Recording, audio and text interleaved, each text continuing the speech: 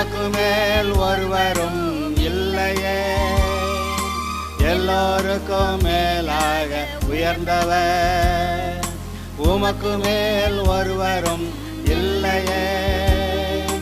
அல்லேலூயா, அல்லேலூயா, அல்லேலூயா, ஆமென். அல்லேலூயா, அல்லேலூயா, அல்லேலூயா, ஆமென். ஒருவரால் சிருஷ்டிக்கப்படாமலே தாமாக என்றென்றும் இருப்பவர்.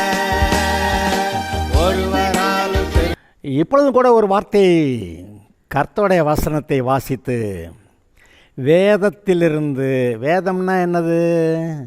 எழுதி வைக்கப்பட்ட தேவனுடைய வார்த்தைகள், நம்முடைய வாழ்க்கையிலே நமக்கு பிரயோஜனமாக இருக்கும்படி ஒரு புஸ்தகமாக எழுதி தந்திருக்கிறாரே, அந்த தேவனுடைய வார்த்தைகள், எழுதப்பட்ட வார்த்தைகள், அதை வேதம் என்று சொல்லுகிறோம்.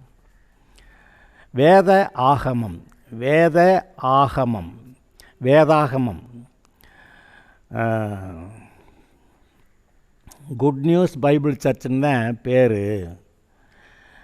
அதை நற்செய்தி வேதாகம சபைன்னு தமிழில் எழுதுவேன் நான் வழக்கமாக.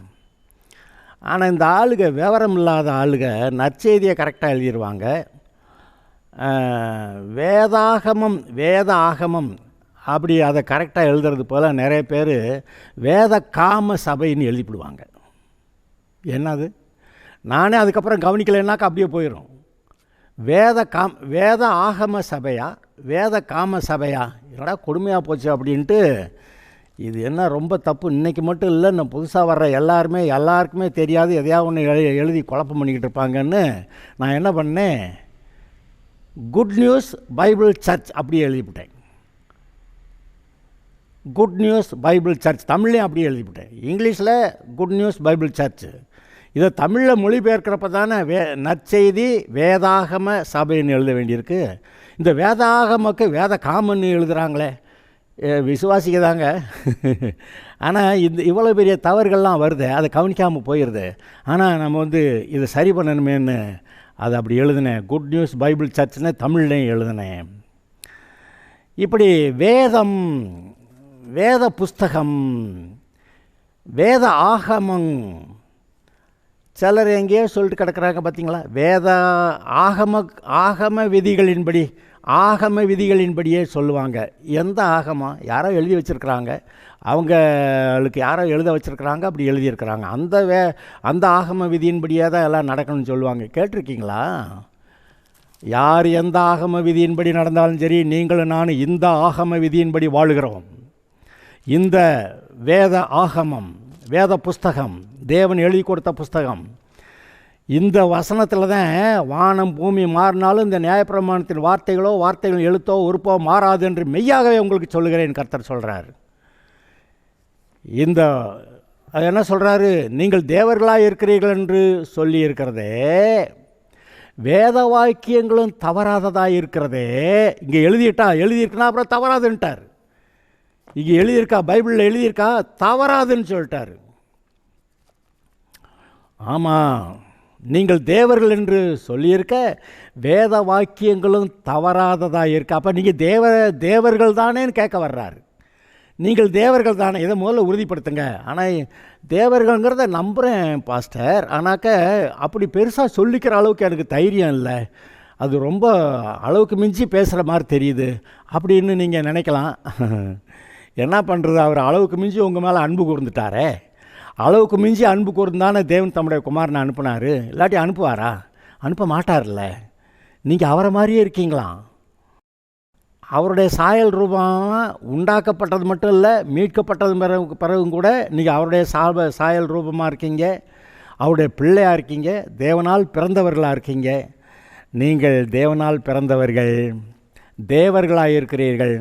அப்புறம் அங்கே நிறைய பேர் தேவர்கள் உட்கார்ந்துருக்கிறவங்கெல்லாம் ஏமாற்றிட்டு இருக்காங்கங்க. நீங்கள் தான் உண்மையாகவே தேவனால் பிறந்தவர்கள், தேவர்கள். யார் தேவனால் பிறந்தவர்கள்னு அந்த இடத்துல எழுதியிருக்கு. நான் அதை வாசி காமிச்சிடவா? யோவானில் 10வது அதிகாரத்தில் நான் யாருன்னு காட்டிடுறேன்.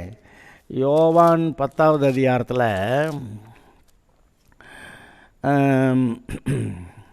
34, 35, 36. இயேசு அவர்களுக்கு பிரதித்திரமாக, தேவர்களாய் இருக்கிறீர்கள் என்று நான் சொன்னேன் என்பதாய் உங்கள் வேதத்தில் எழுதியிருக்கவில்லையா? தேவர்களாய் இருக்கிறீர்கள் என்று நான் சொன்னேன் என்று உங்கள் வேதத்தில் எழுதியிருக்கவில்லையா? தேவ வசனத்தை பெற்றுக்கொண்டவர்களை தேவர்கள் என்று அவர் சொல்லியிருக்க, வேத வாக்கியமும் தவறாததாக இருக்க. யார் தேவர்கள்னு சொல்லிட்டார், அது வேற. இப்போ தேவ வசனத்தை பெற்றுக்கொண்டவர்களை தேவர்கள் என்று அவர் சொல்லியிருக்க, நீங்கள் தேவ வசனத்தை பெற்றிருக்கீங்கள்ல, இயேசுவே தேவனுடைய குமாரன், அவர் தான் உங்களுடைய பாவங்களுக்கு பரிகாரம் செஞ்சார்னு சொன்ன அந்த தேவனுடைய வார்த்தையை நம்பி ஏற்றுக்கிட்டீங்கள்ல, அந்த தேவ வசனத்தை பெற்றுக்கொண்டவர்கள், அதை பெற்றுக்கொண்டீங்கள்ல, சுவிசேஷத்தை பிரசங்கித்த போது அதை ஏற்றுக்கொண்டீங்கள்ல, அந்த வசனத்தை பெற்றுக்கொண்டீங்கள்ல. சுவிசேஷம் என்ன சொல்லுது? தேவன் தம்முடைய குமாரனை அனுப்பி நமக்காக சிலுவையிலே பரிகாரம் செய்தார், அதை தானே சொல்லுது. அந்த வார்த்தையை நீங்கள் ஏற்றுக்கிட்டீங்கள்ல. அப்படி அந்த வார்த்தையை ஏற்றுக்கொண்டிருக்கிறபடியால் தேவ வசனத்தை பெற்றுக்கொண்டவர்களை தேவர்கள் என்று அவர் சொல்லியிருக்க, வேத வாக்கியமும் தவறாததாக இருக்க. தேவ வார்த்தை வேத வாக்கியம், தேவனுடைய வார்த்தை வேத வாக்கியம், ரெண்டும் கர்த்தர் பேசுகிறதெல்லாம் தேவனுடைய வார்த்தை. எதெல்லாம் நமக்கு எழுதி வச்சிருக்கிறாரோ அதெல்லாம் வேத வாக்கியம். அவர் சொன்னது தான் எழுதியிருக்குது, வேறு ஏதாவது எழுதியிருக்கா? அவர் என்ன சொன்னாரோ அதை தான் எழுதினவங்க அதை எழுதியிருக்கிறாங்க. அப்படியானா இங்கே நீங்கள் பாருங்கள், தேவ வசனத்தை பெற்றுக்கொண்டவர்களை தேவர்கள் என்று அவர் சொல்லியிருக்க, வேத வாக்கியமும் தவறாததாக இருக்க. இந்த பைபிளில் எழுதியிருக்கிறது இதுவும் தவறாததாக இருக்க, பிதாவினால் பரிசுத்தமாக்கப்பட்டும் உலகத்தில் அனுப்பப்பட்டும் இருக்கிற நான் என்னை தேவனுடைய குமாரன் என்று சொன்னதினாலே தேவதூஷணம் சொன்னாய் என்று நீங்கள் எப்படி சொல்லலாம்? இயேசுவை நீ தேவதூஷணம் சொல்கிறேன்னு சொல்லிட்டாங்கன்னா, தேவனால் அனுப்பப்பட்டு தேவனால் பரிசுத்தமாக்கப்பட்டு அவரால் அனுப்பப்பட்ட என்னை நீங்கள் நான் தேவனுடைய குமாரன்னு சொன்னேன், என்னையா சொல்கிறீங்க, தேவதூஷணம் சொல்கிறோம்னு சொல்கிறீங்க. கடைசிக்கு அந்த காரணத்துக்காக தான் இயேசு சிலுவையில் அறைஞ்சாங்க. தேவதூஷணம் சொல்லுகிறான், தேவனுடைய குமாரன் என்று சொல்லுகிறான் என்று சொல்லி இந்த காரணத்துக்காக தாங்க உண்மையிலே இயேசுவை சிலுவையில் அறைஞ்சாங்க.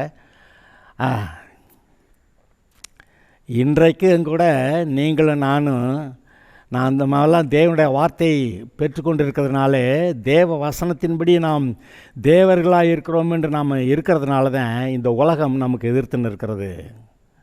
அல்லேலூயா. புரிந்து கொண்டவர்களுக்கு கர்த்தருக்கு அல்லேலூயா சொல்லுவேன் நான். அப்போ பச்சை மரத்துக்கு எப்படின்னா பட்டை மரத்துக்கு என்ன செய்ய மாட்டார்கள்லாம் சொல்லியிருக்கிறாரு. அதாவது பிறக்கும்போதே பாவம் இல்லாமல் பிறந்த இயேசுக்கே இப்படி செய்வாங்கன்னா, பாவத்தில் கடந்து பிறந்து இப்போ நம்ம இயேசுவின் ரத்தத்தால் மீட்கப்பட்டு பாவம் இல்லாமல் ஆக்கிட்டான். ஆனாலும் அங்கே அப்படி ஆகும்னா இங்கே எப்படி ஆகும் அப்படின்னு சொல்கிறாரு. எதிர்ப்புகள் இருக்கும், ஆனால் உலகத்தை ஜெயித்த இயேசு உங்களோடு இருக்கிறார். ஆதலால் நம்முடைய வாழ்க்கையிலே நாம் சற்று கவனமாய் வாழ வேண்டும் என்று கர்த்தர் சொல்லுகிறார். நான் 1 கொரிந்தியர் 9வது அதிகாரத்தில் சில வசனங்களை நான் உங்களுக்கு வாசிக்கிறேன். 1 கொரிந்தியர் 9:24 முதல் 27 வரை. பந்தய சாலையிலே ஓடுகிறவர்கள் எல்லாரும் ஓடுவார்கள், ஆகிலும் ஒருவனே பந்தயத்தை பெறுவான் என்று அறிவீர்களா? நீங்கள் பெற்றுக்கொள்ளத்தக்கதாக ஓடுங்கள். பந்தயத்திற்கு போராடுகிற யாவரும் எல்லாவற்றிலேயும் இச்சையடக்கமாயிருப்பார்கள். அவர்கள் அழிவுள்ள கிரீடத்தை பெறும்படிக்கு அப்படி செய்கிறார்கள். நாமோ அழிவில்லாத கிரீடத்தை பெறும்படிக்கு, ரட்சிப்பு பரலோகம், அழிவில்லாத கிரீடத்தை பெறும்படிக்கு அப்படி செய்கிறோம். ஆதலால் நான் நிச்சயமில்லாதவனாக ஓடேன், ஆகாயத்தை அடிக்கிறவனாக சிலம்பம் பண்ண மாட்டேன். மற்றவர்களுக்கு பிரசங்கிக்கிற நான் தானே ஆகாதவனாய் போகாதபடிக்கு என்னுடைய சரீரத்தை ஒடுக்கி கீழ்ப்படுத்துகிறேன். அப்போ ஒரு ஓட்டப்பந்தயத்தில் ஓடும்போது கூட எல்லோரும் ஒரு ஒழுங்காக ஓட்டத்தை ஓடணும், அப்போ தான் பந்தயத்தை பெற்றுக்கொள்ள முடியும். இங்கே ஓடுறவங்கெல்லாம் அதில் ஒருத்தனுக்கு தான் பந்தய பொருள் கிடைக்கும். ஆனால் நீங்கள் எல்லாரும் இயேசுவை ஏற்றுக்கொண்டு தேவனுடைய பிள்ளையாக இருக்கிற நீங்கள் எல்லாரும் பெற்றுக்கொள்ளத்தக்கதாய் ஓடுங்கள். உங்களுடைய வாழ்க்கையிலே ஒரு ஒழுக்கத்தை, ஒரு ஒழுங்கை நீங்கள் கொண்டு வந்து கொள்ளுங்கள். கிறிஸ்துவுக்குள்ளாக எந்த இடத்துலையும் கிறிஸ்துவுக்கு புறம்பாக வராதபடிக்கு எல்லா காரியங்களிலேயும் எல்லா காலங்களிலேயும் உங்களை கிறிஸ்துவுக்குள்ளாக வைத்து கொள்ளுங்கள். அப்போ எந்த தீங்கும் அணுகாது. இரத்த கோட்டைக்குள்ளே நான் நுழைந்து விட்டேன். அதாங்க, நீங்கள் கிறிஸ்துவின் இரத்தத்துக்குள்ளாக உங்களை காத்து கொள்ளுங்கள். அப்படி தேவர்களாக இருக்கிறதுனால இப்போ நீங்கள் என்னெல்லாம் பிசாசுடைய ராஜ்யத்தை அழித்து, பிசாசுடைய கிரியைகளை அழித்து, வெண்கல கதவுகளை உடைத்து, இருப்பு தாழ்பாடுகளை நொறுக்கி, அந்த காலத்தில் இருக்கிற பொக்கிஷங்கள், அந்த காலத்தில் இருக்கிற ஆத்துமாக்களை ரட்சிப்புக்குள்ளே நடத்தக்கூடிய ஆத்துமாக்களாய் கர்த்தர் உங்களை தெரிந்து கொண்டிருக்கிறார் என்று நான் உங்களுக்கு சொல்லுகிறேன். கர்த்தர் உங்களை விசேஷமாய் தெரிந்து கொண்டிருக்கிறார். அதிலே முன்னேறுவோமாக. இது பிசாசு அது இதையும் சொல்லி உன்னால் முடியாதையாவது சொல்லுவான். நோ, நீங்கள் தேவனால் பிறந்தவர்கள், தேவர்கள் என்று அவர் உங்களை குறித்து சொல்லியிருக்கிறார். அப்படியானால் தேவர்கள் என்று சொன்னது சத்தியம், வாக்கு மாறாது, வேத வாக்கியம் தவறாது. உண்மையான தேவர்கள் நீங்கள் தாங்க. தேவனால் பிறந்தவர்கள், உலகத்தை ஜெயிக்கிறவர்கள். உங்களுடைய வாழ்க்கையில் இருக்கக்கூடிய அந்தகார சக்திகளை புறம்பே தள்ளிவிட்டு நான் அந்த வசனத்தை வாசிக்கிறேன். எபிரேயர் 12 முதல் வசனத்திலிருந்து. ஆகையால் மேகம் போன்ற இத்தனை திரளான சாட்சிகள் நம்மை சூழ்ந்து கொண்டிருக்க, பாரமான யாவற்றையும், நம்மை சுற்றி நெருங்கி நிற்கிற பாவத்தையும் தள்ளிவிட்டு, விசுவாசத்தை துவக்குகிறவரும் முடிக்கிறவருமாயிருக்கிற இயேசுவை நோக்கி நமக்கு நியமிக்கப்பட்டிருக்கிற ஓட்டத்தில் பொறுமையோட ஓடக்கடவும்.